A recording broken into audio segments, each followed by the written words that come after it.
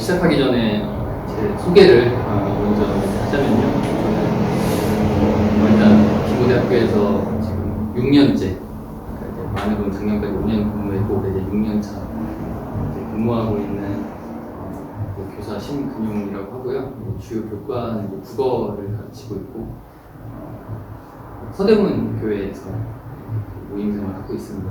그런데 이제 사실 이제 제가 지금 만으로 해야 되죠. 제가 만 40세예요. 그래서 다음 달에 만 41세 되는데 이 정도 이제 모임 생활을 하면 모임이 있다 보니까 이래저래 그 수차례 교류도 있고 얼굴이나 이런 같은 게 이제 알려지게 되잖아요. 그런데 사실은 디모대학교와 크게 관련이 없으시면 아마도 좀 생소하실 거예요. 다른 선생님들에 비해서. 그 이유는 제가 좀 오랜 방황의 시간이 좀 있었습니다.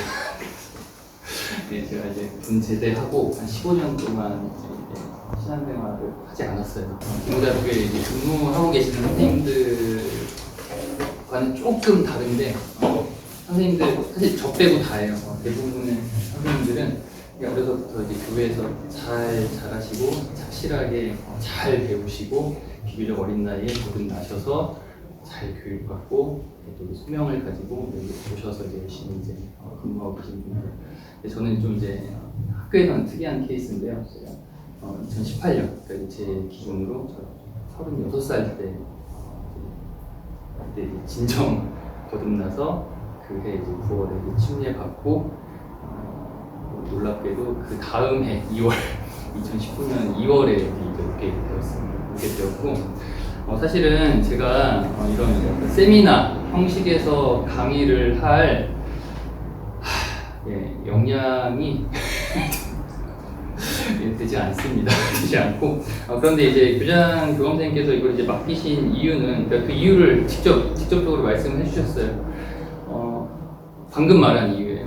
그래서 다른 선생님들과는 다른 청소년 시기를 보냈으니까 대부분은 청소년 시기를 이제 구원받고 이제 교회 형제 자매님으로 보내셨는데 저는 이제 그렇지 못했으니까 그래서 어쩌면 그게 이제 장점으로 작용을 해서 조금 더 저희가 이제 오늘 이 선택 강의 주제가 이제 청소년에 대한 이해잖아요.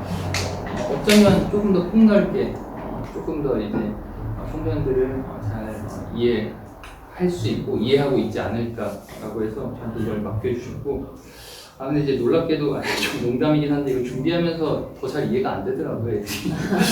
얘네가 교주님들이 왜 이러는지 이해가 이제 안 되는데 그래도 저는 이제 준비를 해보았고요. 사실은 이제 이게 선택 강의라고 되어 있는데 저는 조금 우리가 이제 청소년이라는 화제를 던져놓고 좀 소통을 좀 해보고 싶고 좀 교제하고 싶은 마음이 큽니다.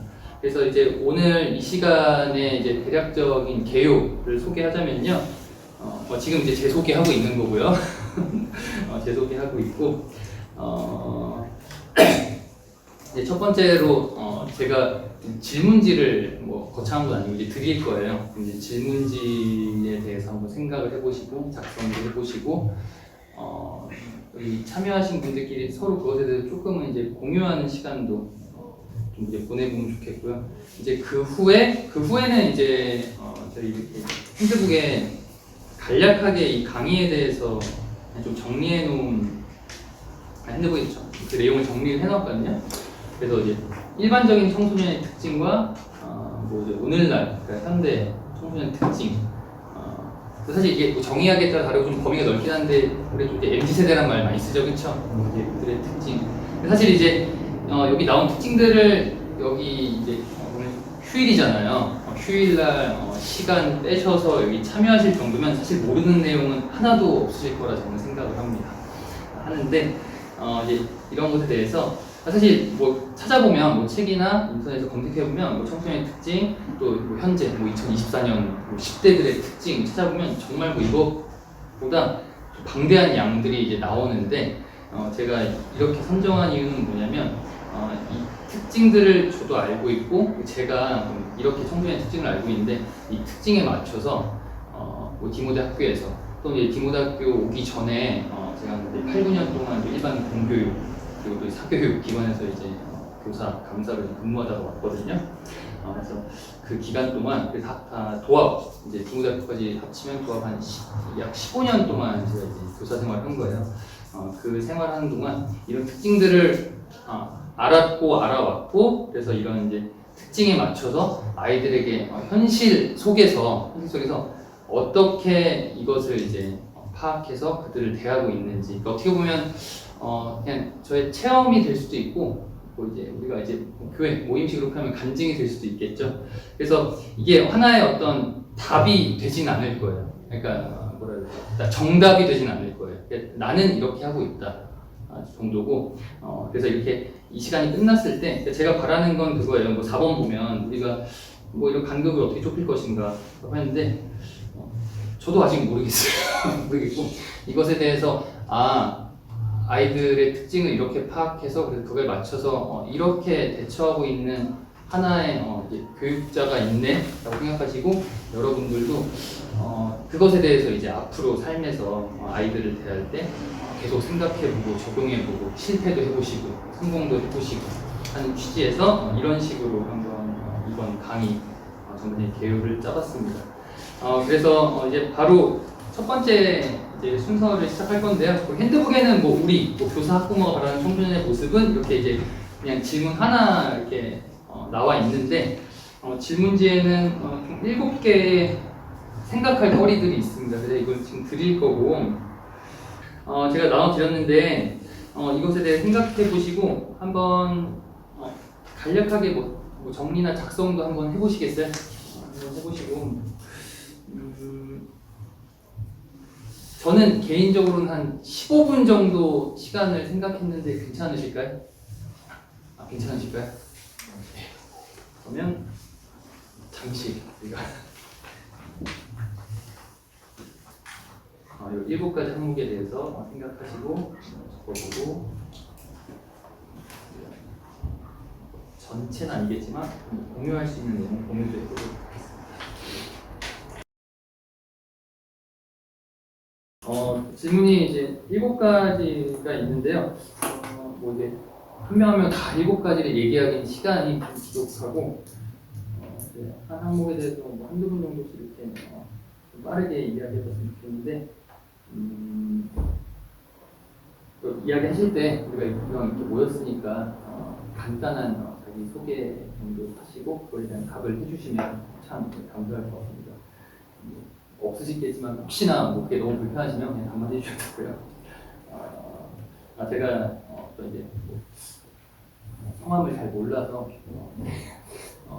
지목하기가 조금 난처함이 있어서 쉽게 제 왼편에 계시는 선생님께서 첫 번째 항목에 대한 답을 한번 해주실 수 있을까요?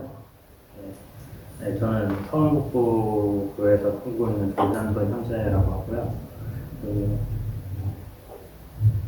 이제 제가 청소년에 대해서 잘 몰라가지고 지금 하고 사실 관심사가 청소년이 아닌데 너무 이렇게 들어오게 됐는데, 일본 학교에서의 바람직한 청소년에 대해서 생각해보면은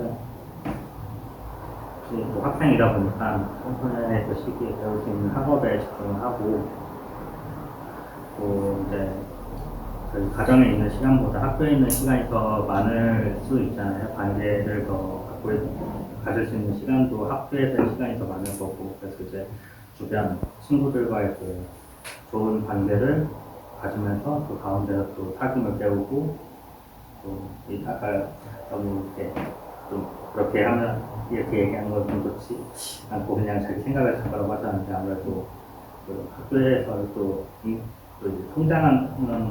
성장하는 시기다 보니까 인격 성장, 여러 가지 그런 교사나 주변 관계를 통해서 성장할 수 있는 그런 시간을 갖는 게 바람직한 청소년의 모습이 아닐까 생각을 해봤습니다. 네, 감사합니다. 혹시 1번 항목에 대해서 한번 얘기해 주시면. 저는 우리 안동교회 대학교는 이예진이고 지금은 기본학교에서 강의하고 하고 있어요. 저는 학교에서 바라는 청소년의 모습,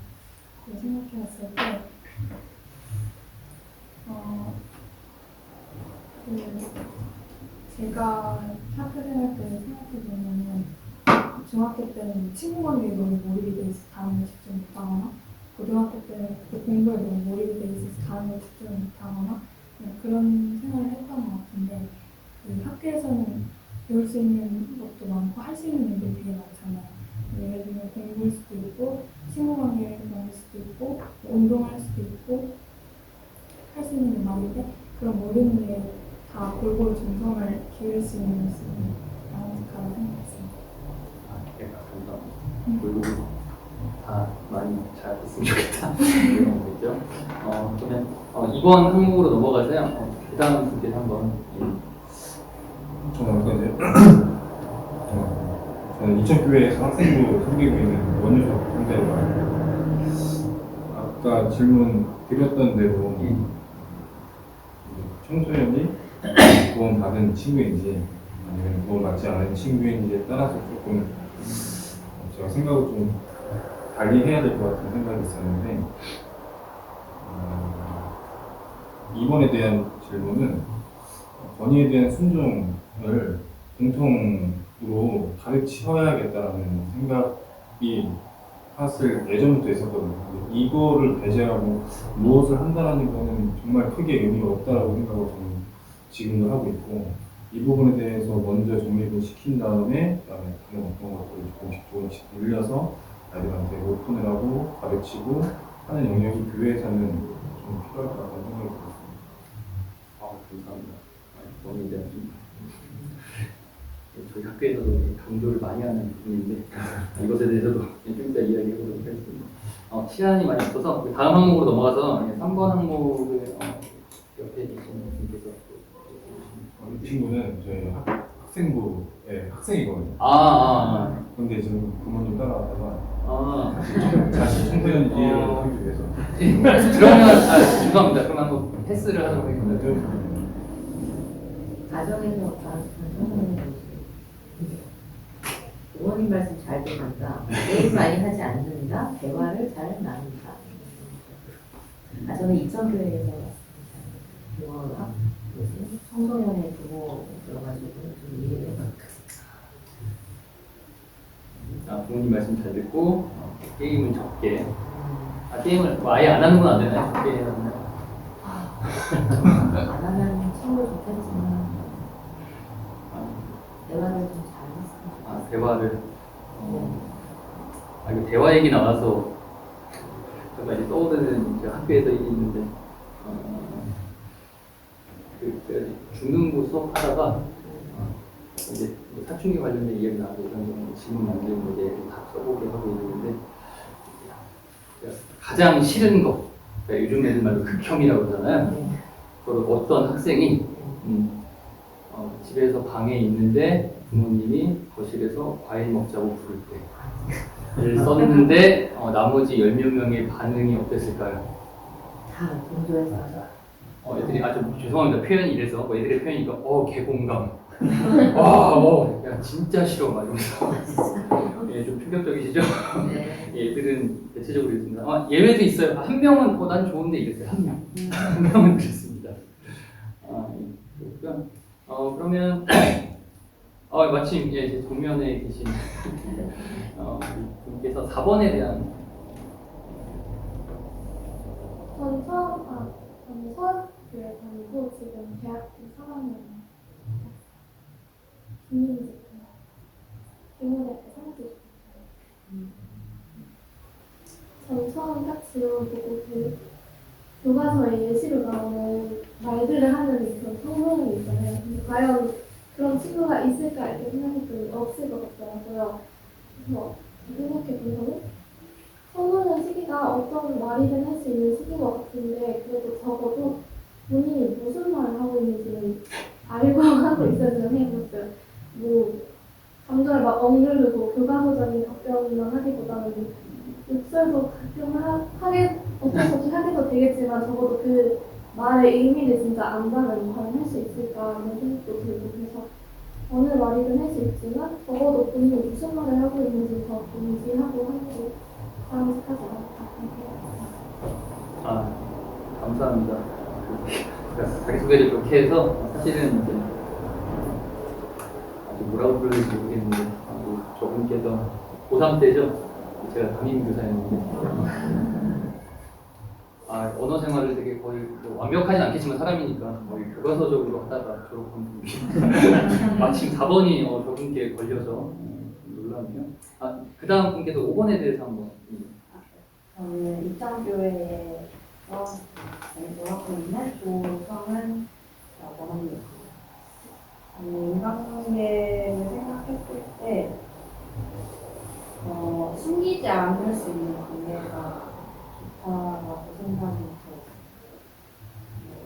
그 친구랑 같이 하는 일이나 뭐가 됐든 숨기지 않을 수 있었으면 좋겠다는 생각이 들었고, 그리고 신뢰가 바탕이 됐어요. 감사합니다. 근데 다들 아시겠지만 아이들은 숨기고 싶은 관계를 추구합니다. 점점 더.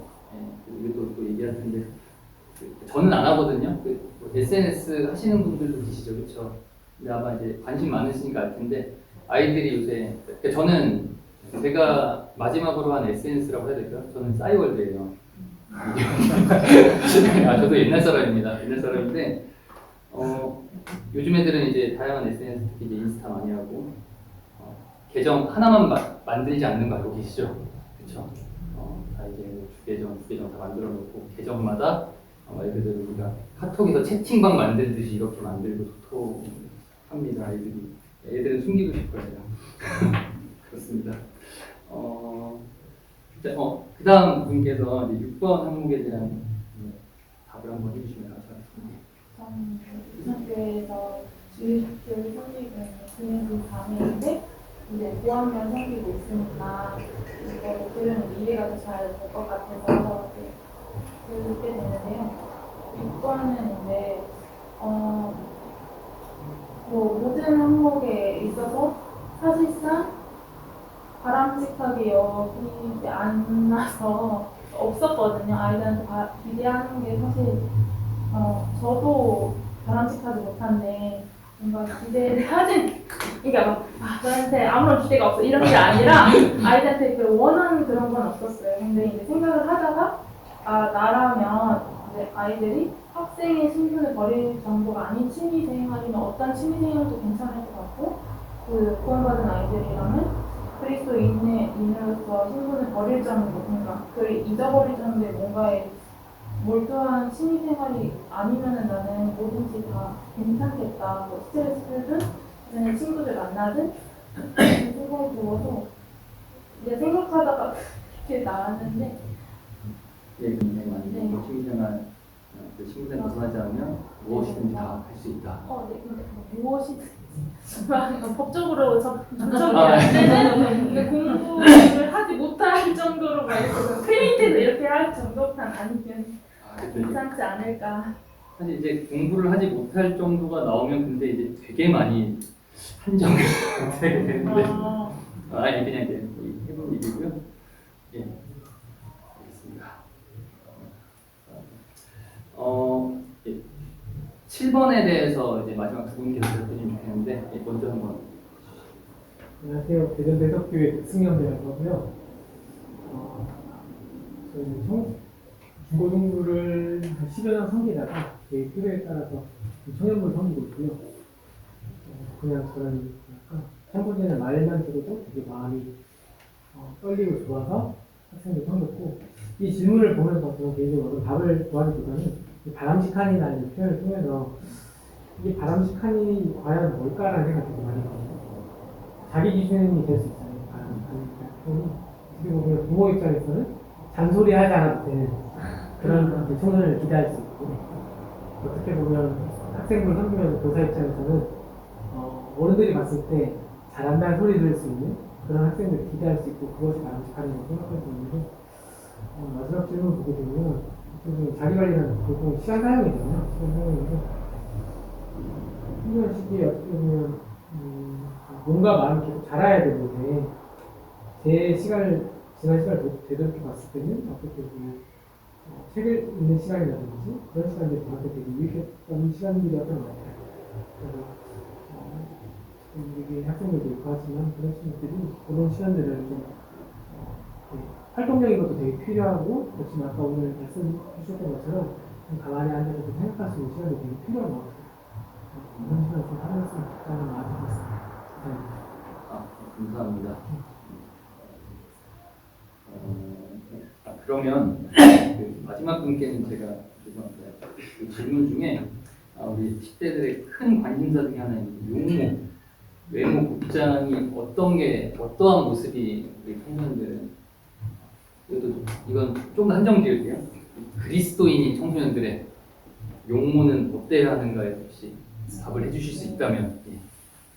저는 안양 중국교 신흥 다니고요. 제가 중2 딸이 있고 초5 있는 아들이 있어요.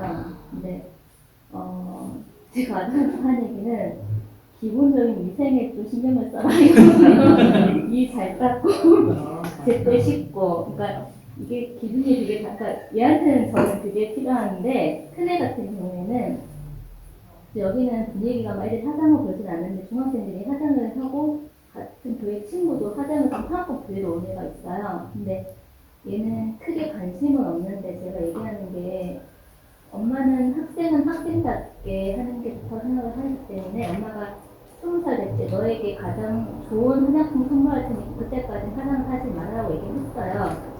얘도 사실은 귀찮아서 안 하긴 하거든요. 귀찮아서 또 그렇긴 한데 저는 사실 학생이 화장하고 이렇게 너무 외모에 관심을 가지는 거에 대해서는 학생의 신분에 맞지 않다라고 저는 좀 예전에 얘기를 하는 편이고요. 다행히 아이들이 그 부분에 있어서 크게 관심이 없고 저는 그냥 바라는 거는 그냥 기본적인 위생만 우리 두 아이가 했으면 좋겠다 이렇게만 깔끔한 용모. 네. 네, 이렇게. 그리고 화장에 대해서 언급하셨는데 화장을 하고 너무 거기 신경 쓰는 것은 조금 학생답지 않다. 정도 그러면 되겠죠, 그렇죠? 그래서 뭐 이제 모든 항목을 다 모든 분이 말씀해 주시진 않았는데 네, 감사합니다. 감사하고 이제 이것은 사실 이 항목을 만들고 한번 이제 생각해 보게끔 한 이제 취지는요. 저희가 요즘 이제 공부 학습할 때도 여러분들 다들 아실 거라 생각하는데 메타인지 얘기 많이 하잖아요. 그렇죠. 그래서 저희가 청소년을 이해하고 결국 이제 이해하는 이유는 뭐 이 아이들과 소통을 원활하게 해서 저희가 또 이제 이전 세대로서 유익한 것들, 전수할 것들을 전수하고 사실 이들에게 배울 것도 있죠, 그렇죠. 같이 관계 맺어나가면서 저희가 결국에 어떤 이제 원하는 바람직한 세계를 만들어 나가야 되는데 이 세상에서도 이제 그런 취지잖아요. 그래서 그것을 위해서는 일단 우리가 먼저 이들 세대는 어떠해야 하는가, 바람직한 10대 청소년 어떠해야 하는가 생각하는 게 저는 이제 출발이라고 생각을 했어요. 그래서 이제 그런 취지로 한번 이런 질문을 만들어봤고 한번 나눠도 보았고 이제부터 이제 청소년들의 이제 특징에 대해서 우리 그거에 맞춰서 제가 이제 현실에서 교육 현장에서 어떻게 이제 아이들을 대하려고 하는지 사실 다 제가 이것저것 얘기할 텐데 그렇게 다 못하고 있어요. 마음은 머리와 마음은 그렇게 하려고 계속 노력하는데 당연히 저도 이제 감정을 가진 인간이어서 감정이 먼저 나올 때가 있어서 못하고 있는데 제가 이제 어떻게 이제 하고 있는지에 대해서 나눠 보도록 하겠습니다. 그래서 지금 이제 답하신 것들을 계속 이제 이 시간에 사실 이 시간 이후에도 좀 염두에 두실 텐데 염두에 두시고 그 연결 지어서 좀 생각을 해주시면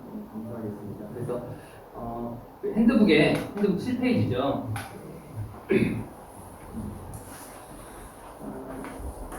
7페이지에 이제 간략하게 이제 성분의 특징, 일반적인 특징, 그 다음에 이제 오늘날의 성분 특징 이렇게 항목화 해놨는데요.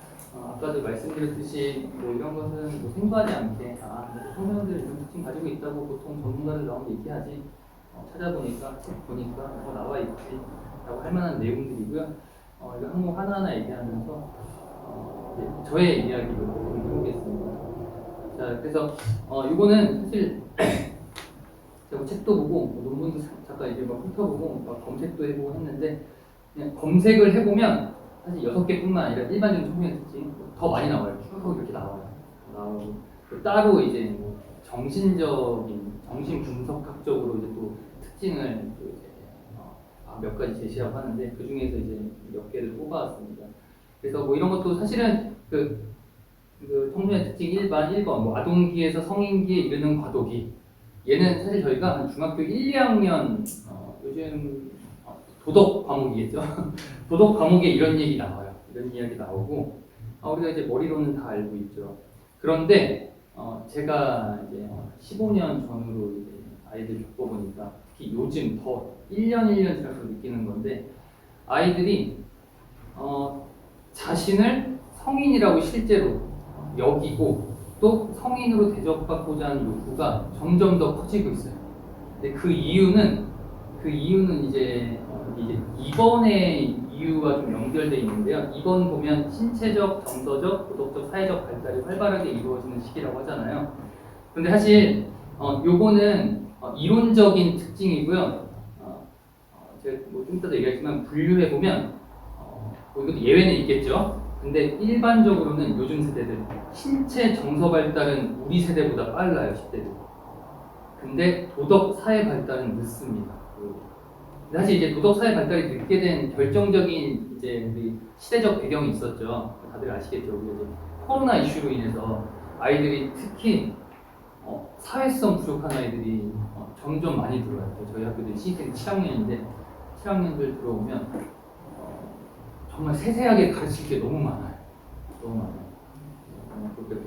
되게 예를 들면 이런 건데, 저도 이제 어떻게 보면 기성세대가 돼서 그런 걸 수도 있는데, 사실 애들에게 그런 부분을 혼내거나 뭐라고 하지 않거든요. 근데 이제 가끔 이야기는 해요. 아이들이 제가 우리 학교 아침 식사 지도를 해요. 저희 학교 이제 아침 식사 의무적으로 식사해야 돼요. 그래서 이제 식사 지도를 하는데 아이들이 이제 들어오고 제가 입구에 있으니까 인사를 하겠죠. 근데 요즘 애들 다 손 놓고 후드 뒤집어 쓰고 인사해요.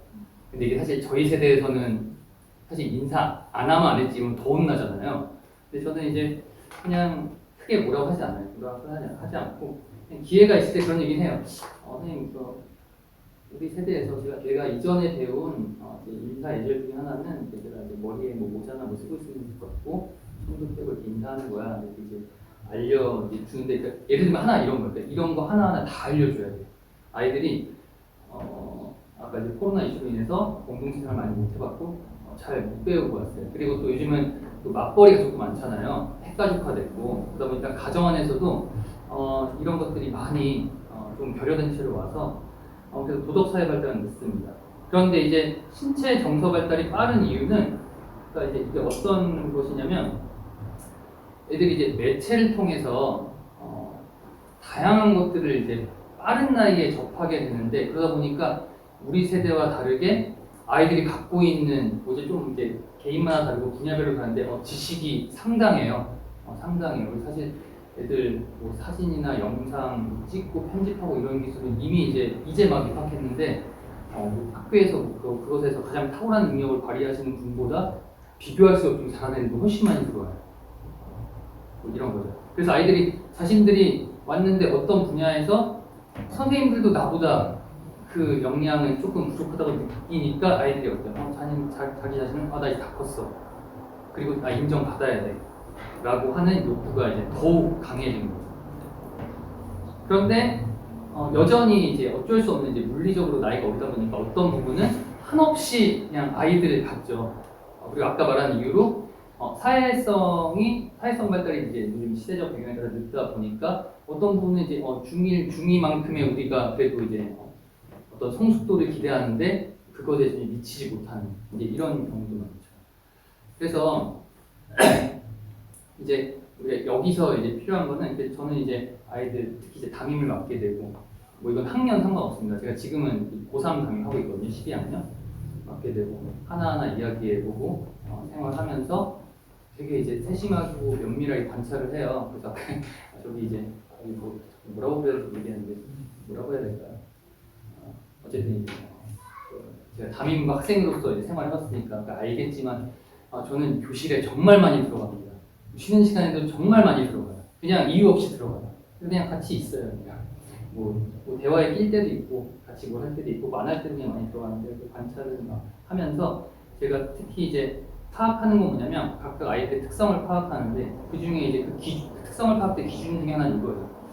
이 아이가 얘가 어떤 부분에서 자기가 이제 성인으로 대접받기를 원하는지, 그리고 또는 여전히 아이들도 그런 마음도 있어요. 어리기 때문에 이런 부분에서는 여전히 누가 보호해 주길 바라고 아이이길, 오히려 고3보다 더 막 중학생, 초등학생, 유치원생처럼 더 아이이길 바라는 분야도 있어요. 이거는 애들마다 달라요.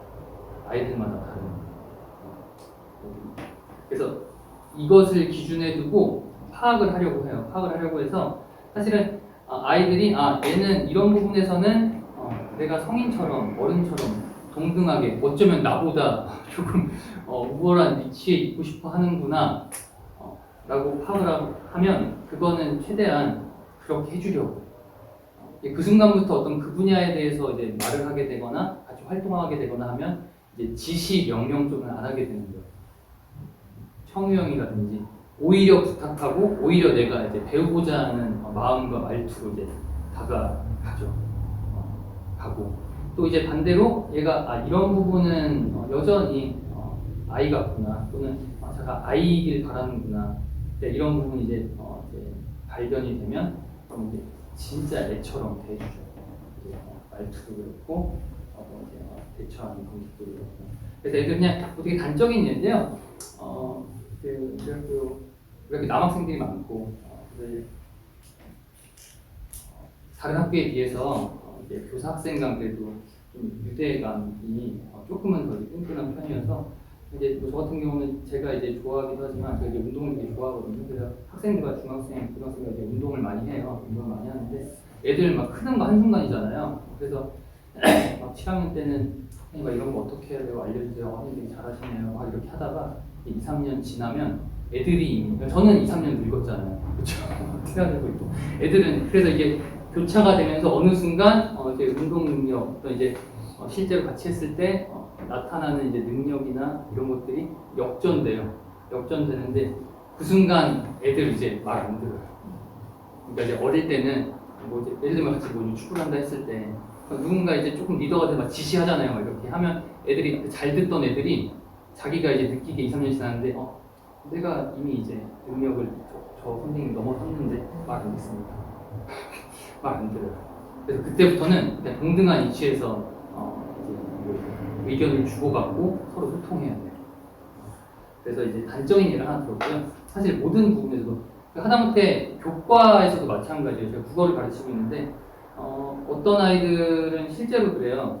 실제로 제가 이제 고등부 수업 많이 하거든요. 제가 이제 기무다 오기 직전에 한 7년, 약 7년 정도 사교육 쪽에 있었어요. 수능국어 강의를 되게 오랫동안 했는데 그래서 이제 그 경력을 바탕으로 와서도 고등부 이제 수업 많이 해요. 근데 이제 수능국어가 이게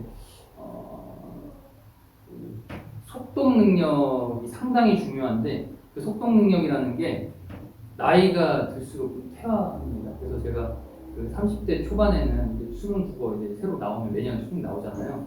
보면 풀어봤어요. 그러면 이제 아이들 기준 80분인데 60분 전후하는 시간에서 다 풀고 이제 사실 저도 뭐 교사지만 틀리기도 하는데 거의 이제 만점에 가까운 결과가 나왔거든요.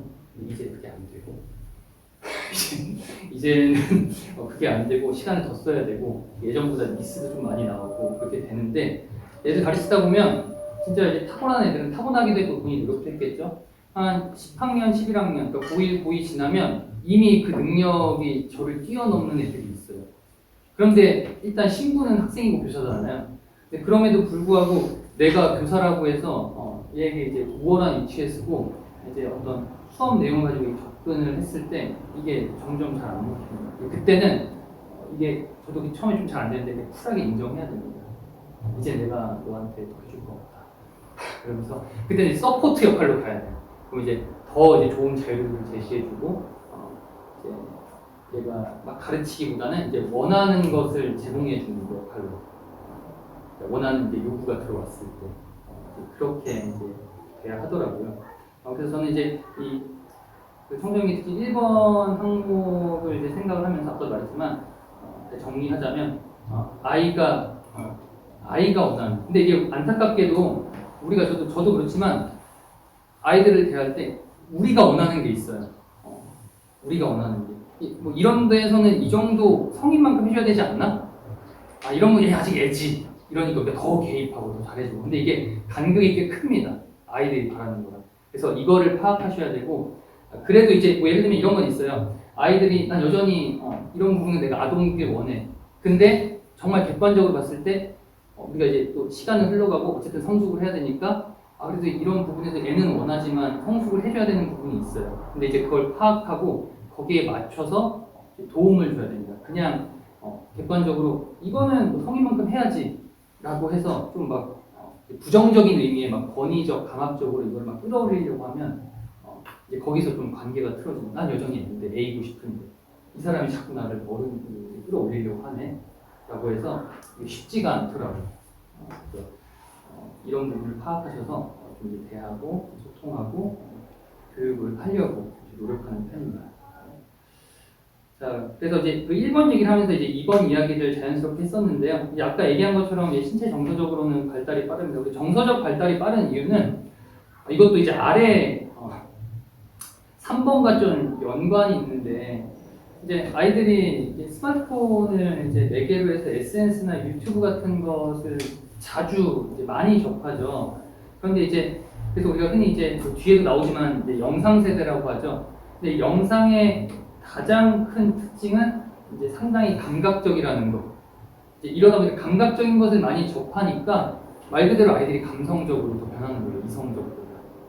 그래서 정서 발달이 이제 빠르고 아까 말한 이유로 도덕 사회적 발달은 늦고. 자, 근데 이게 좀 안타까운 거는 학교에서 우리 디모대학교로 한정 짓겠습니다. 남학생들, 특히 남학생 7, 8번, 8학년, 9학년 올라가면서 아이들이 어떻게 보면 사소한 건데 어떻게 보면 좀 이제 심각하다고 볼 수 있고 많이 치는 사고 중에 하나가 뭐냐면요. 애들이 이제 교실마다 칠판 있잖아요, 화이트보드. 여기에 이제 구멍이 팍팍팍팍 4개 나 있어요. 민지도 본 적 있겠죠, 그렇죠? 애들이 이거 자꾸 주먹으로 쳐요. 애들 왜 그럴까요?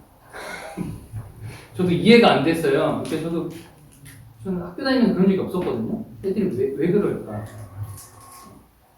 애들 왜 그럴까요? 애들 왜 그럴까요? 어떻게 생각하세요? 이거 왜 칠까요?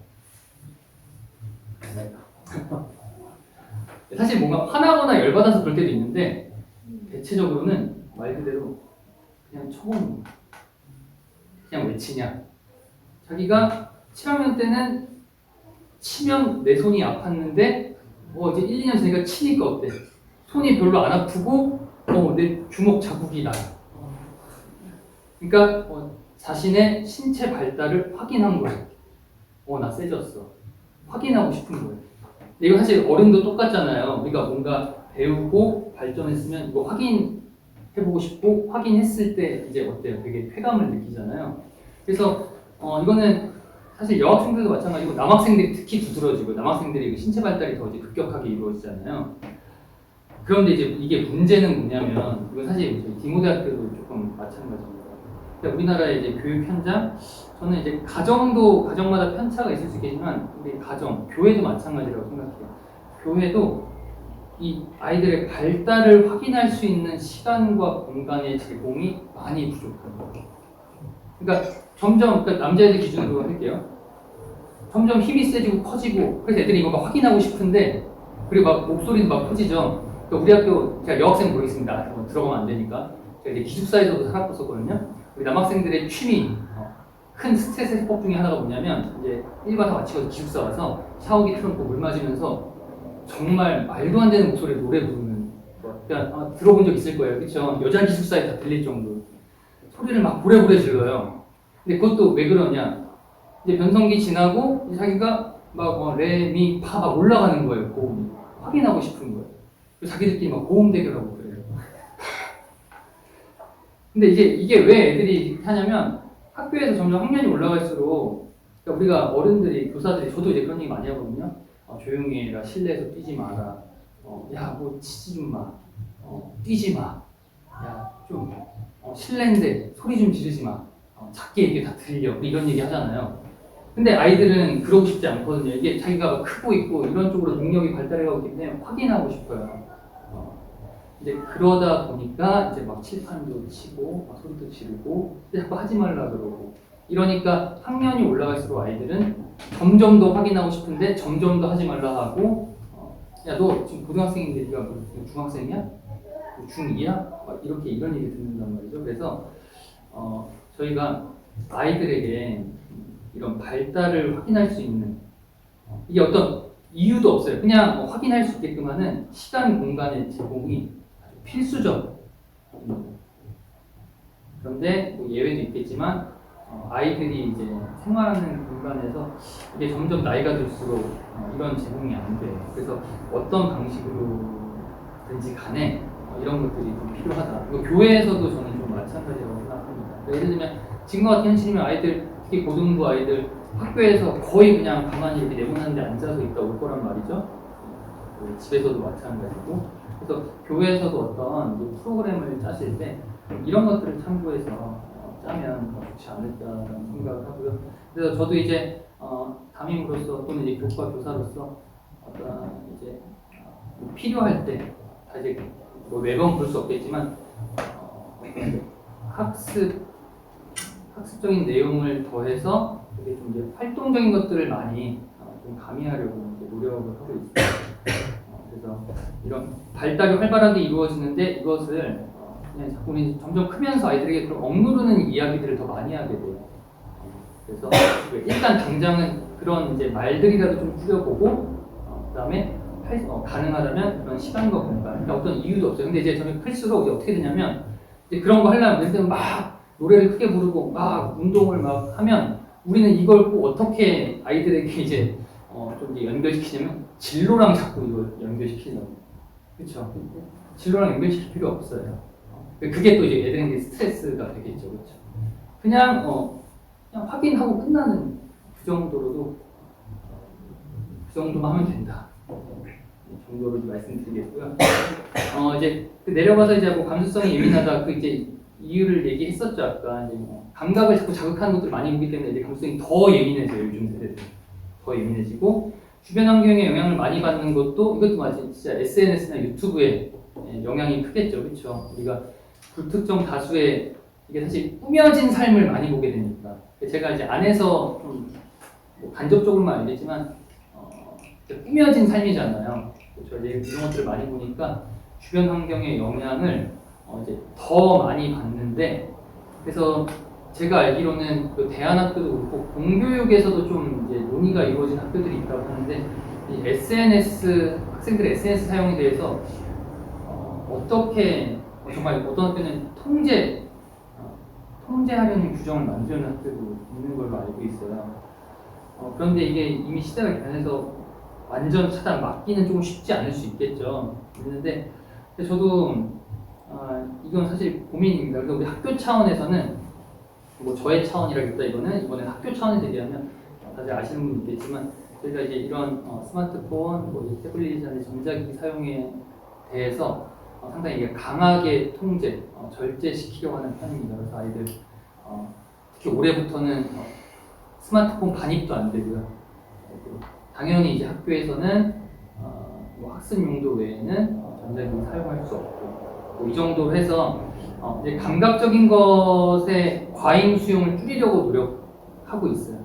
이게 왜 그러냐면 감각적인 것을 자꾸 받아들이면 감수성이 예민해지고 이게 결국에 어떤 감정에서 촉발된 이제 충동적인 행동이나 말들로 이어져서 그런 취지에서 좀 이런 것들. 그래서 사실 부모님들에게 가장 많이 듣는 얘기가 그거예요. 아이가 주말에 집에 오면 스마트폰만 하면 이거 어떻게 하죠? 라고 하는데 사실 죄송합니다. 이렇게 세미나 오셨는데 저도 어떤 답은 없는데 어쨌든 확실한 것은 이거는 줄일 필요가 있고 근데 이제 이런 게 있습니다.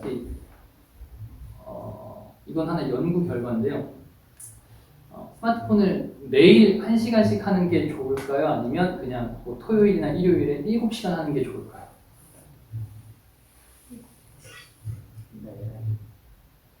그러니까 저도 이제 전자로 생각했었거든요. 매일 1시간 하면 되게 조그마한 거 같고 적당한 거 같잖아요. 그런데 놀랍게도 기왕 둘 중에 선택할 거면 하루에 몰아서 하는 게 차라리 낫다고 하는 거예요. 이게 매일 1시간 하게 되면 결국에 이제 이것으로 인해서 어떻게 중독에 빠지게 될 확률이 차이가 꽤 크다고 해요. 그래서 이 정도 조금 이제 참고로 이런 연구 결과가 있다는 걸 알려드리고, 반대로 제가 이 부분에서 좀 이제 적용하려고 노력하는 것은, 그래서 이런 이유로 감수성이 예민한 애들이에요. 감각적인 것에 상당히 반응을 예민하게 하는 애들이에요.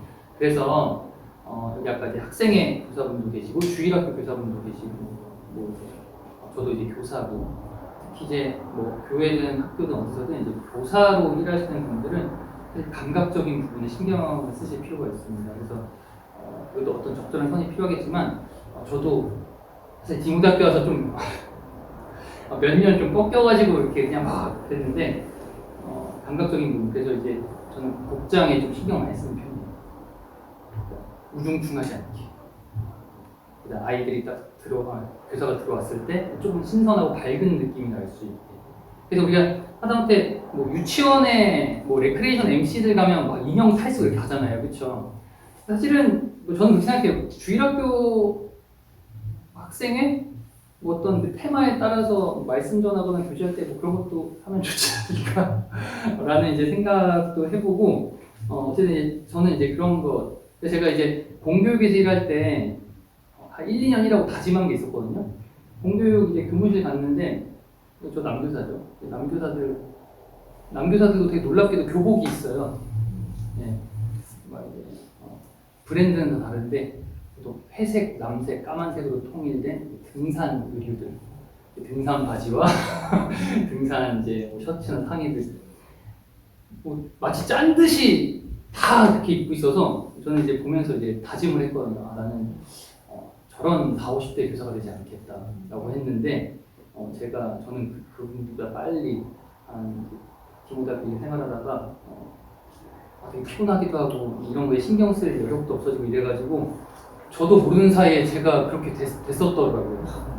작년 재작년. 그래서 다시 이제 이번 겨울방학 때 마음을 새로 고쳐잡고 다시 좀 품위 유지비를 들여서 좀 다시 밝고 화사하게 되려고 노력하는데, 저는 이런 것들 좀 중요하다고 생각해요. 이거는 사실 좀 개인마다 좀 다르게 생각하실 수 있다고 생각해요. 저는 제가 15년간 수업하면서 이거 되게 중요하다고 좀 여겨졌습니다. 그리고 이런 부분 한번 좀 고민해 보시고 알맞게 교회 학교나 실제 교육 현장에서 고민해 보시면 어떨까 생각을 하는 편이고요. 자, 그 다음에 뭐 이제 4번 자기 정체성에 대해서 혼란을 느낀다. 이것은 사실 1번의 영향이 있습니다. 과도익이기 때문에. 그리고 아까 말한 어른들이 언제는 야 너 애잖아. 또 언제는 너 야 이제 이거 컸으면 이렇게 해야 되지 않아? 이런 것들이 저는 영향을 크게 끼친다고 생각을 하고요. 그리고 이것도 이제 전형적인 얘기인데, 우리 대한민국 교육의 평가 방식도 아이들의 정체성 혼란에 큰 영향을 준다고 생각합니다. 여전히 상담해보면 그냥 아이들의 그 숫자로 매겨진 점수에 따라서 우리 기독교식 표현으로 하면 이제 은사죠. 은사를 판단하시는 분이 많아요. 사실 그렇지 않습니다. 이게 점점 나이가 들수록 평가 방식이 비슷해져요. 그렇죠? 그래서 여러분들도 학교 다니셨을 때 아시겠지만, 어떤 애가 국어도 잘하고 수학도 잘하고 영어도 잘하고 사회도 잘하고 과학도 잘해요. 어떤 애들은 다 못해요. 그럼 얘네 둘을 비교했을 때 얘는 언어 능력도 뭐 수리 능력도 뭐 이런 능력이 다 얘보다 뛰어난가? 보면 그렇진 않거든요. 근데 우리가 교과는 다 다른데 요구하는 능력이 다 이제 대부분 그거잖아요. 글을 읽고 빨리 이해해서 이거 이제 내용 파악하고 적용하는 교과만 다를 뿐이지. 그래서 이런 이제 평가 방식 때문에, 근데 아이들도 놀랍게도 성적에 따라서 당장 이제 이번 주도 그랬는데 모의고사 이런 거 보고 점수에 따라서 등급에 따라서 나는 뭐 이제 국어 능력이 탁월한가 봐, 나는 이건 안 되나 봐 이렇게 판단을 하는데 절대 그렇지 않죠. 근데 그거에 따라서 판단하다 보니까 자기 정체성이라는 것은 어떻게 보면 내가 뭘 잘하고 무엇에 부족한가, 뭘 타고났고 뭘 타고나지 못했는가 이런 거 이제 파악하는 건데 이런 이제 평가 방식 때문에 그게 온전히 정확하게 뭐가 안 되는 거죠, 그렇죠? 그러다 보니까 정신적 불안정 이렇게 이제 이어지고 그래서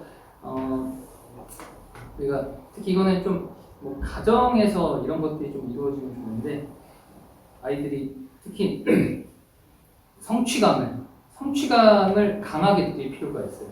그래서 이거 사실 우리 학교 하고 있는데 잘 안 되는 부분이 하거든요. 그래서 아이들이 이제 뭐 하루나 뭐 주 단위로 이 계획을 이제 짜게 하시고 그 계획 속에서 아주 작은 프로젝트를 하게 하시고 또 이제 그것을 잘 수행했을 때 그에 따른 어떤 이제 칭찬이라든지 이제 보상을 하고 그래서 아이들이 내가 이 정도 할 수 있구나의 느낌을 받고 그래서 그 이제 느낌을 계속 받게 되면 어떤 다른 분야로 좀 확장을 시킬 수 있고 그리고 또 이제 자기 효능감이라고 하죠. 내가 쓸모 있구나, 내가 이거 잘하는구나 이런 이제 느낌을 받게 또 해야 되는데 이것도 이제 아까 말씀드렸지만 꼭 진로랑 연결시키지 않으셨으면 좋겠어요. 그냥 정말 사소한 거라도 잘할 수 있는 것을 그냥 맡기시고 하게 하고 그래서 그걸 통해서 내가 이런 데는 쓸모 있네, 잘하네 이런 느낌을 계속 받도록 하셔야 돼요. 아이들이 아까 평가 방식이 너무 전형적이어서 클수록 한 이제 고2, 고3 되면 이런 아이들 많이 생겨요. 안타깝게도 우리 학교에도 매년 있어요.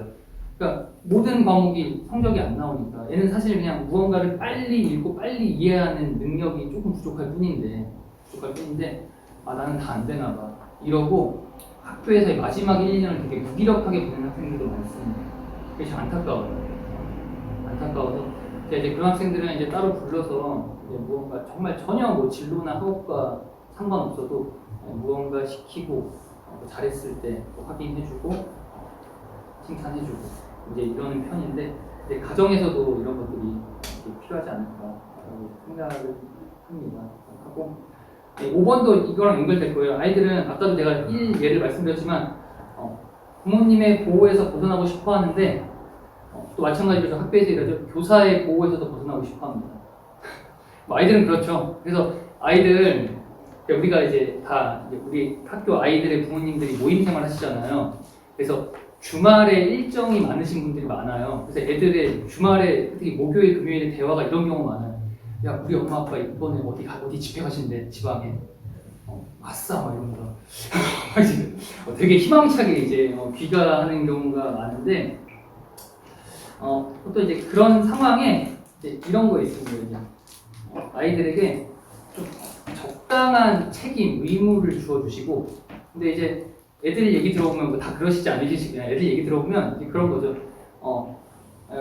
가는 동안 게임 많이 하지 마. 공부 열심히 하고 있어. 뭐 더 디테일한 분들은 실제로 이제 교사처럼 진도를 정해주고 이것도 여기까지 해야 돼, 뭐 풀어야 돼. 이제 미션을 주고 떠나시는데 그런 것보다는 그냥 조금 더 바람직한 이제 가정에서 이제 필요한 일들 적당한 책임을 주시고 우리가 이제 조금 더 디테일하게 얘기하면 이제 워딩도 이거 하고 나머지 시간은 너가 잘 보내봐. 이 정도로 하고 가면 사실 이게 일시적으로는 효과가 좀 떨어질 수 있어요. 정말 이제 자기 이제 물 만난 고기처럼 이제 막 살 수도 있겠죠, 그렇죠? 이건 조금 이제 인내가 필요한데 그래도 이제 그렇게 신뢰를 계속 주실 필요가 있습니다.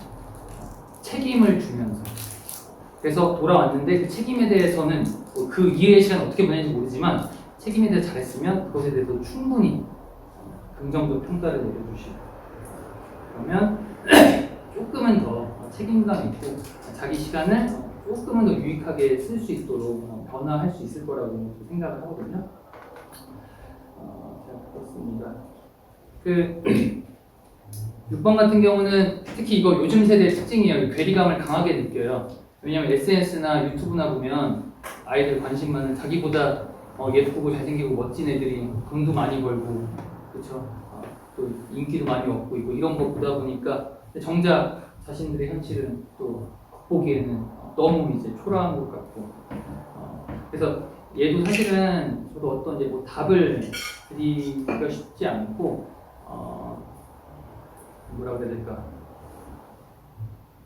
뭐 여전히 뭐 고민이 많은 부분인데 그냥 이것과 관련해서 그러니까 제가 하고 있는 이게 꼭 크게 어떻게 연관이 있나라고 좀 의문을 던지실 분들도 있겠지만 제가 학교에서 실제로 실천하고 있는 부분은 뭐냐면요. 제가 이제 국어교과 교사인데 2년 전에 어떤 남학생 2명이 이제 찾아왔어요. 찾아왔는데 얘네가 이제 스포츠를 특히 축구를 되게 좋아하는 애들이. 그래서 얘네가 되게 좋아해서 그 전까지 뭐 했냐면 학교에서 막 이런저런 이제 축구를 통해 막 대회를 만들고 막 이렇게 막 해보려고 다 실패했어요. 근데 제가 이제 같이 생활을 몇 년 했으니까 그런 쪽에 관심이 많은 걸 알고 찾아왔어요. 근데 이런 거 잘하고 있는데 어떻게 할까요? 그래가지고 아마 핸드북에도 나왔을 텐데 제가 맞춤형 수업을 만들었습니다. 티모시 스포츠 엔터테인먼트라고 만들어서 우리 학교 이제 남학생들이 이런 환경 탓으로 뭐 전자기기는 못하고 그렇죠? 아까 말했지만 자기 신체 발달은 확인해야 되고 이러니까 이제 대다수가 오면 이제 축구에 강한 열정과 흥미를 가지고 이제 임하게 되는데 아이들의 어떤 그 이제 좀 그런 거였죠. 얘네가 제가 와서 이제 1, 2년 생활해 보니까 제가 학생이어도 답답할 것 같긴 한 거예요. 근데 보니까 이제 축구를 매우 좋아하고 근데 애들이 뭐 축구하고 이제 하는 이야기들을 들어보면 이제 그런 이제 유럽 해외 축구들을 이제 며칠 많이 접하잖아요. 그런 얘기들을 많이 하고 제가 그 생각을 했어요. 이거를 현실로 끄집어내가지고 대회를 열고 여는 걸로 그치는 게 아니라 아이들을 정말 뭐 이제 모이긴 하지만 선수들처럼 대해주고 이제 평가를 해주기 시작했어요. 이제 그랬을 때 아이들이 자신의 희망은 사실 말도 안 되는 거 아는데 애들 이제 물어보면 한 중학생들만 막 그런 얘기해요. 가능만 하면 잉글랜드 가서 진짜 선수로 뛰고 싶어 이런 얘기 한단 말이에요. 하는데 현실은 그렇지 못하잖아요. 그래서 애들 막 부러워해요. 막 선수를 보면서 저렇게 살면 어떨까 막 자기들이 막 그런 얘기 한단 말이에요. 그런데 이제 이것을 이제 그런 걸 만들어서 실제로 이렇게 좀 되게 유치하고 저도 하면서 가끔 이제 오글거릴 때가 있는데 그렇게 해주기 시작했죠. 그러니까 우리 학교 아이들 이제 어떤 축구 관련해서 얘기할 때는 유럽 축구 얘기 그렇게 많이 안 합니다. 자기들이 얘기해요. 우리 학교의 팀을 얘기하고 우리 학교의 감독 선생님들 얘기하고 우리 학교의 뭐 선수들이라고 해야겠죠. 자기들이 얘기해요. 자기들끼리 서로 평가하고 누가 잘하고 못하고 어땠고 이런 얘기하면서 현실에서 이제 그런 걸 좀 수족하고 있는데 제가 이 얘기를 하는 거는 그래서 하나의 단적인 예를 들었지만 아이들에게 최대한 현실적 경험을 제공해야 돼요. 그러니까 이거는 사실 정말 금전적으로도 시간적으로도 많은 공을 들여야 하는 좀 일이라서 조금 이렇게 이제 부탁드리기가 이제 좀 좀 죄송하기도 한데 그러니까 가정에서도 우리가 이제 체력, 좀 경제적 여력이 닿는 한 아이들을 우리가 어떤 삶의 현장으로만 같이 일을 하라는 건 아니고요. 데리고 나가셔서 거기서 경험을 많이 할 수 있고 같이 그런 현실적 경험을 제공할 수 있도록 해야 이제 이런 괴리감이 조금 줄어들 수 있을 거라고 제가 이걸 준비하면서 제가 아이들과 살면서 생활하면서 생각이 들었습니다. 근데 이제 이런 일반적인 특징에 더해서 또 이제 세대가 변했으니까 오늘날의 청소년들의 특징은 또 조금 더 두드러진 특징들이 있어요. 이건 이제 7개 빨리 얘기해 보겠습니다. 다 아시겠지만 첫 번째 개인주의 성향이 매우 강해졌습니다. 이거는 이제 어떤 아까도 얘기했지만 코로나라든지 이런 시대적 변화에 따라서 또 아이들이 요것만 쳐다보고 있고 요 이제 사각형 세상 안에 몰두하고 있기 때문에 이런 일들이 이제 일어났는데 그래서 요즘 아이들이 이제 싫어하는 거 이런 겁니다. 군대식 용어인데 연대 책임 아시죠, 그렇죠? 누가 잘못하면 다 같이 혼나는 거 되게 싫어합니다. 되게 싫어하고 그리고 이제 이런 것도 있어요. 어떤 규칙이나 규정이 있는데 이걸 어겼는데 자신이 생각하기에 합당한 사유가 있으면 그거 어겼는데도 이것에 대해서 훈계되고 혼나는 거 되게 싫어합니다. 되게 싫어하고 그리고 또 이제 이거 아실 것 같은데 요즘 MZ 세대들, 요즘 10대들이 가장 많이 하는 말 이걸 반문 질문이라고 뭔지 아세요? 가장 많이 하는 말 왜요? 제가요? 이거를 가장 많이 근데 실제로 저도 그래요. 점점 매년 지날수록 그러니까 꼭 우리 학교들이 좀 순한 편이라서 이렇게 건방지게 왜요? 이렇게 얘기하지 않는데 그래서 이런 표현을 조금 이제 예의 있게 돌려서 많이 해요. 그래서 결국에 이제 저희가 해야 될 거는 제가 조회나 종례를 길게 하는 편이에요. 아실 거예요. 그리고 점점 더 길어지는 편이에요. 왜 그러냐면 예전에는 아까 말했던 권위에 대한 순종, 그렇죠? 말하면 어느 정도 됐어요. 이제 안 돼요. 그래서 말을 하고 그것에 대해서 그 명분에 대해서 왜 이렇게 해야 되는지 상당히 친절하고 길게 잘 설명해야 아이들이 들어요. 아이들이 듣습니다. 이게 처음에는 제가 되게 기분이 나빴어요. 이렇게 하면서도 내가 이렇게까지 해줘야 되나? 근데 요즘은 생각이 바뀌었습니다. 이게 좋아요. 저는. 왜냐면 아이들 잘만 설득시키면 이전 아이들 세대보다 훨씬 더 잘해요. 그러니까 애들은 납득되면 되게 잘해요. 왜냐면 요즘 애들이 아까도 얘기했지만 발달이 빨라서 역량은 기존에 뭐 19살보다 지금 19살이 훨씬 더 역량이 탁월해요. 그래서 애들이 본인이 납득만 하면 훨씬 잘해요. 게다가 또 우리 학교의 장점인데요. 어떤 이것을 왜 해야 되는지 그 명분에 대한 답이 우리가 어디 있을까요? 성경에 많이 나와 있죠. 그러니까 우리 반 아이들이 19명인데 우리 반 아이들 19명 중에 15명이 침례받았고요. 17명, 그러니까 2명 플러스해서 얘네들이 구원을 확신을 하고 있어요. 2명이 부도자입니다. 그래서 아이들이 성경을 근거로 이것을 잘 명분을 제시하고 납득시키면 오히려 잘하고 열심히 합니다. 그래서 이게 사실은 좀 귀찮고 힘든 일이긴 한데 이게 잘 되면 아이들이 오히려 잘해서 이제 이 개인주의 성향이 오히려 또 좋게 작용할 수 있다. 그리고 제가 이거 준비하면서 논문을 하나 봤는데요. 어떤 이제 목사님인데 기독교계에서 이 요즘 세대의 개인주의 성향에 대해서 걱정이 되게 많으신가 봐요. 많으신데 오히려 그걸 긍정적으로 평가하시더라고요. 이거 긍정적으로 작용할 거다. 그 이유는 뭐냐면 아이들이 개인주의 성향이라 그런지 몰라도 요즘 세대를 자기가 보니까 개인의 영성에 일단 우선순위도 관심이 많다. 근데 개인의 영성에 관심이 많고 그걸 통해서 영적인 성장이 이루어지고 이거는 당연하다. 우리가 말씀은 아니지만 우리가 유명한 한자 성어 중에 거 있잖아요. 수신, 제가, 치국, 형천하. 수신, 먼저 자기 자신을 잘 수양하면 그 다음에 집을 다스릴 수 있고 나라를 다스릴 수 있고 천하를 평화롭게 할 수 있다. 그래서 이 개인주의 성향을 오히려 긍정적으로 보시더라고요. 그래서 이거는 제가 이거 찾다가 이제 본 논문의 내용이 인상 깊어서 저도 꽤 공감을 해서 한번 말씀드리고, 그래서 이런 개인주의 성향을 너무 우리가 부정적으로만 바라볼 필요는 없다. 라고 말씀을 드리고 싶습니다. 자, 그 다음에 두 번째 아이들의 현실 만족주의. 이거 진짜 아이들 이제 인내 절제라고 매우 약해요. 그래서 사실 제가 이제 고3 담임이라 수능 이것도 아이들에게는 그러니까 그것의 어떤 도득점을 위해서 이 긴 시간을 내가 이걸 참아야 하는가? 그거에 대한 반문을 던지고 잘 이해하지 못하고 실제로 이제 삶도 그렇고 그 하루하루 여기 나와 있는 이제 현실 만족주의 성향 일상이 소중하고 즐거워야 되는 거예요. 이 성향이 매우 강해요. 애들이. 매우 강합니다. 그래서 애들이 이게 참 안타깝다라고 저도 생각을 많이 했었는데 이것도 저는 반대로 저게 오히려 더 성경적일 수 있겠다라고 생각을 했어요. 이건 뭐냐면 우리가 하나님이 우리의 이제 외모를 보시지 않고 이제 중심을 보신다고 하시잖아요, 그렇죠? 근데 이것을 제가 이제 교육 현장에 있고 계속 말씀을 보면서 이게 어떻게 조금 적용되고 이제 분별이 되냐면 하나님은 결과 지상주의자가 아니라 과정 중심적이신 분이다. 그러니까 아이들에게 그 과정의 의미를 부여해주고 그 과정 속에 이게 되게 어렵긴 한데 조금의 즐거움의 요소를 더할 수 있다면 아이들이 이거를 잘 수행할 수 있다. 이렇게 되더라고요. 그래서 이것도 이제 이 현실 만족주의 성향에 비춰서 아이들에게 과정의 의미를 부여해줘야 돼요. 그리고 1번하고 연결되는데요. 그래서 이 과정 하나하나가 지금 당장 너에게 어떤 도움이 되는지, 어떤 의미가 있는지를 계속 주입을 시켜줘요. 그러니까 이러다 보니까 아까 말씀드렸지만 조회 종류가 긴 거예요. 이런 얘기 매일 해야 되고 수업 전후로 계속 해야 되고 이렇습니다. 그냥 야 좀 참아.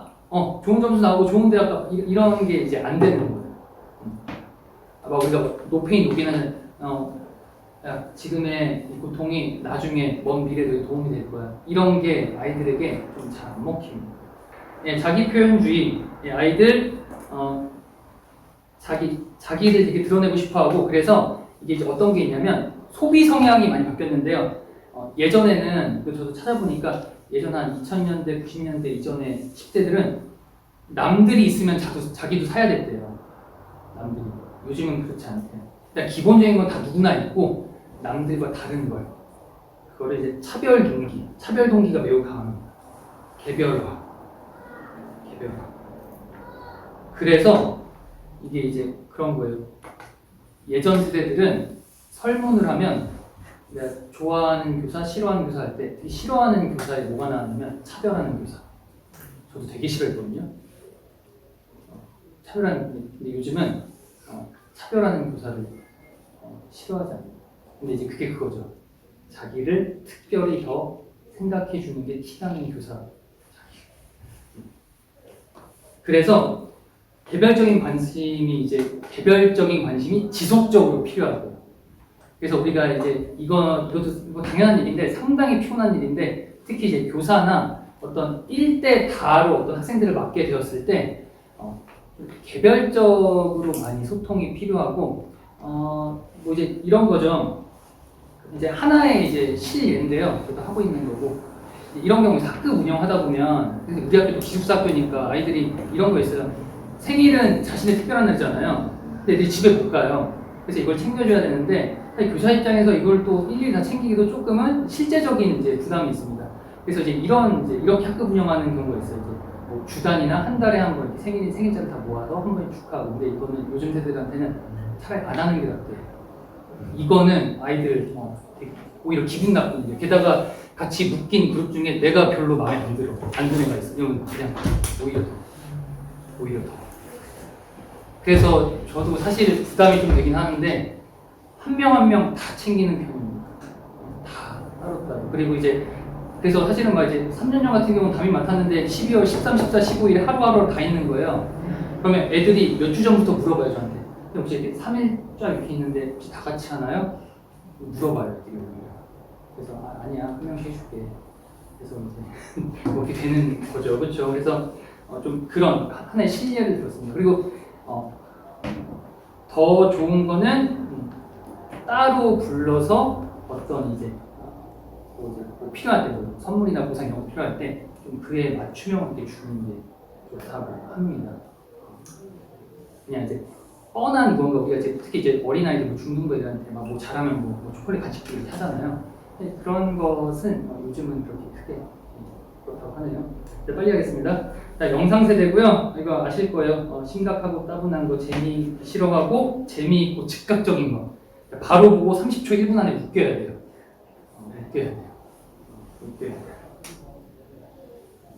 그래서 저도 이게 너무 답답하고 좀 그랬거든요. 애들이 이제 말씀 시간 30분, 35분째 말씀 시간인데 이것도 힘들어해요. 이것도 힘들어하고 또 진짜로 생각보다 더 재미를 많이 추구합니다. 재미없으면 일단 아닌 거예요. 그래서 저도 이제 유튜브만 이제 애들 맞춤으로 계속 필요한 거 찍고 있는데 애들 이제 건의사항 들어요. 10분짜리 영상이 길대요. 다시 쇼츠. 근데 이것도 이제 긍정적으로 전환하자면 반대로 이거예요. 어떤 활동이 말씀이 될 수도 있고 공부가 될 수도 있고 뭐가 될 수도 있는데 흥미 요소만 잘 가미하면 아이들은 오히려 더 열심히 해요. 그래서 이것도 이제 한 실례를 들자면 작년 11월에 우리 반에 데리고 필리핀 갔다 왔어요. 그러니까 우리 학교에서는 해외 이동 수업이라고 하고 단기 선교인데 정말 이제 그 선교사님께 받은 애들이 준비하고 수행해야 할 미션이 진짜 너무 어려웠어요. 힘든 건데 문제는 뭐냐면 되게 활동적이고 역동적인 거. 우리 반 애들 유독 그거 되게 좋아하거든요. 우리 학교 애들 학급 다른 학교하고 비교했을 때. 애들 근데 듣다 보니까 이거 재미있을 것 같은데 라고 되자마자 너무 잘해서 갔어요. 그래서 가서 너무 편했거든요. 저는 휴양하다 왔어요. 애들이 다 했어요. 애들 막 산속 막 오지 들어가서 복음전하고 막 이제 막 뮤지컬하고 막 이런 거 하는 거였거든요. 그래서 아이들이 의미가 있고 거기에 흥미 요소를 오히려 잘 더해주면 오히려 그것도 더 잘하는 거예요. 이거 긍정적으로 생각하셔야 돼요. 그냥 얘는 재미만 추구하는 세대 이렇게 부정적으로 보지 마시고 무언가 준비할 때 아 그래 의미도 이제 부여하되 흥미 요소도 최대한 좀 이렇게 우리가 어떤 선을 넘지 않는 선에서 해보자. 그래서 애들이 재미있으면 합니다. 애들은 재미있으면 해요. 이렇게 해보시고 5번 이것도 자, 민주적, 수평적, 쌍방향적 소통. 자, 그래서 요즘 세대들한테는 어떤 절차도 다 알려줘야 돼요. 저희가 학교다 보니까 어떤 학교에 방침이 있고 이게 그 절차를 다 보여줄 수 없고 갑자기 애들 입장에서는 막 뭐가 나갈 때가 있잖아요. 이런 걸 상당히 싫어합니다. 요즘 표현은 정말 초극혐해요. 네, 초극혐해서 그래서 이건 가정에서도 어떤 가정마다 어떤 뭐 이제 부모로서 야, 오늘 뭐 할 거야? 야 이건 이렇게 해라, 이건 이렇게 하지 마, 뭐 이런 게 있잖아요. 그래서 이게 이제 어떤 이제 부부가 어떤 상의해서 이렇게 전달할 때가 있을 텐데 좀 그 과정의 아이들을 참여시킬 수 있다면 참여시키는 게 좋습니다. 참여시키는 거. 근데 저도 이제 어떤 학교에서 결정이 내려지기 전에 어떤 절차가 있잖아요. 그럼 매일매일 이제 조회 종례 들어가서 이런 거 해요. 요즘 선생님들이 이런 얘기 하고 있어. 그래서 이게 이런 식으로 결정될 수도 있고 이런 결정될 수 있어. 지금 이런 상황이야. 얘기하고 다음날 또 얘기해요. 이거 이런 상황이었는데 이거 또 이 정도 진행됐어. 이런 것들을 얘기해줘요. 이런 거 얘기해주면 돼요. 이렇게 하지 않고 그냥 우리끼리 회의하고 그래서 야 이거 이렇게 됐어 하면 아이들이 일단 그 자체로 결정이 어떻든 싫어요. 이거 결국 적용되는 거 우리인데 왜 이렇게 되는 거예요? 이렇게 이제 되는 겁니다. 그래서 이게 저도 옛날 시대다 보니까 조금 납득이 잘 안 됐어요. 이거 이렇게까지 해야 되나 애들한테? 해야 되나? 라고 했는데 이거는 마무리할 때 좀 얘기하겠습니다. 저도 이거는 이제 긍정적으로 생각했는데 일단 아이들 그렇습니다. 그렇고 6번 아까 2번과 좀 관련되는 겁니다. 애들이 장기적 보상 이런 거 전혀 위안이 안 되고요. 현재의 공정한 평가 대가를 원해서 이거는 짧게 얘기할게요. 아이들에게 필요한 거는 빠른 대가, 공개적 칭찬. 공개적 칭찬. 그래서 애들이 옛날 애들은 제가 20대 때, 30대 초반에 교사할 때는 애들이 이런 애들이 많았어요. 이제 열심히 공부해가지고 시험 딱 봐가지고 100점 맞아요. 선생님, 저 이번에 100점 맞았어요. 칭찬해주세요. 이런 애들이 많았어요. 요즘은 아니에요. 요즘은 애들이 되게 웃겨요. 당장 오늘도 있었는데, 뭐 과제를 계속 내잖아요. 네, 저 이번에 과제를 열심히 했습니다. 이런 긴 미션에 대한 결과로 얘기 안 해요. 네, 저 오늘 지각 안 하고 일찍 왔습니다. 이런 것에 대해서 바로 나 오늘 잘했으니까 오늘 칭찬해줘 이렇게 대가를 줘 이렇게 요구하는 경우가 많아요. 그래서 이제 이게 빠른 대가와 공개적 칭찬이라고 했는데 공개적 칭찬이 바로의 그 대가가 됩니다. 대가가 되고요. 자, 그다음 마지막 자아 노출이 공적 사회적 기회를 대체. 이거는 이제 워낙 잘 아실 거예요. 무슨 얘기냐면 옛날에는 이건 좀 이제 그냥 세상적인 기준에서 이렇게 얘기하잖아요. 야 지금 열심히 노력하면 이제 피 터지게 공부하면 이 시간 잘 절제하면 뭐 판사, 의사, 변호사 이런 거 되잖아. 나중에 엄청난 부와 명예를 얻을 수 있고 이런 얘기 하잖아요. 근데 요즘은 그런 게 매력적이지 않고요. 애들이 자아 노출. 무슨 얘기냐면 자신을 SNS나 유튜브에 잘 드러내서 그렇죠. 조회수가 엄청 나왔어요. 이게 아이들에게는 가장 뿌듯한 일입니다. 의사 이런 거 애들 크게 안 부러워요. 애들도 유튜브 막 따로 하는 애 많거든요. 야, 걔 영상 올렸는데 조회수가 뭐 몇만에 찍었어. 요게 이제 아이들에게. 근데 제가 이제 이 얘기는 뭐 내가 어떻게 하고 있다보다 그 아이들의 이제 관점이 바뀌었어요. 그 기존의 어떤 뭐 유망 직종이나 원하는 곳에서 이렇게 좀 기준이 바뀌었어요. 그래서 이런 것도 7번 같은 경우는 좀 진로 탐색에 한번 참고해 보시라고 7번 내용은 넣어봤습니다. 아까도 이제 중간중간 얘기했지만 이제 마지막입니다. 우리가 바라는 모습과 그렇죠? 아이들의 이런 특징, 뭔가 이제 맞물린다면 간극이 크다면 좀 좁힐 필요가 있는데 우리가 이제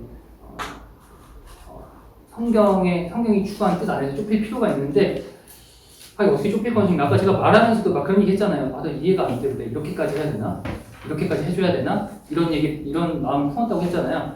근데 하면서 제가 이제 어떤 생각이 들었냐면 사실은 예수님이 이 세상에 내려오셔서 인간들에게 어쩌면 지금까지도 우리를 대하고 있는 모습이 어쩌면 이런 부분들 다 친절하게 설명해 주시고 예수님 재밌으세요.